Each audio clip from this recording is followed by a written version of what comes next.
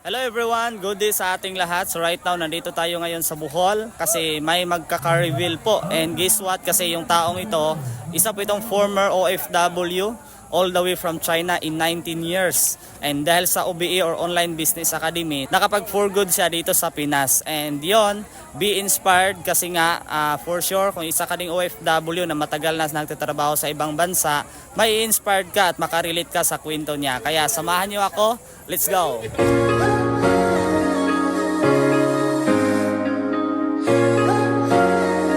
From China, 19 years po siya sa China, almost 2 decades. Ito lang yung nakapagpa-for good sa At kanya. milyong-milyong palakpak for Ate Sheila Hardeleza.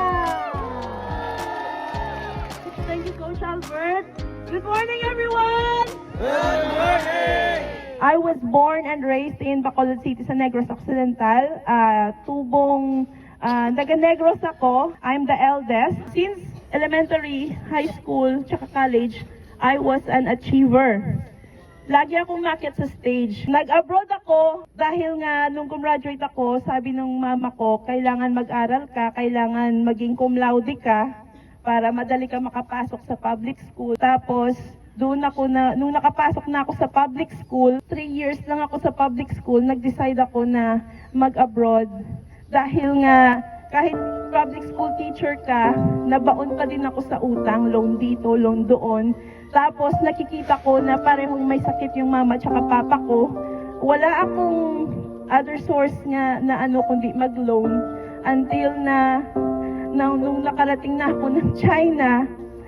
Sabi ko, eto na, dahil nga nag-work ako sa China for 19 years, naging maganda ang work ko doon. The reason why I stayed in China for 19 years sa school na yon, dahil nga sa privilege na nabibigay sa akin. So I was earning 6 digits a month. I got COVID 2 times sa China. Mag-isa lang ako doon.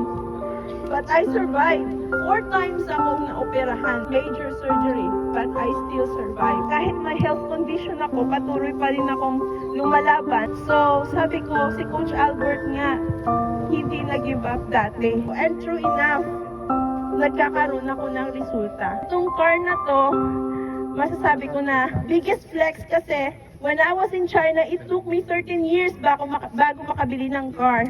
Dito, less than 2 years.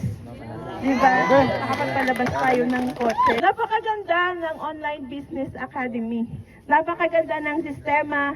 Napakaganda ng community na meron tayo. Maraming salamat at sana Mama, Papa, sana nakikita niyo ako ngayon. Thank you so much, Coach Albert, sa napaka-effective na online system. Isa po kayo sa mga iniidolo ko dito sa OBA. Patuloy lang po tayong ipaglaban yung ating pangarap. Maraming salamat!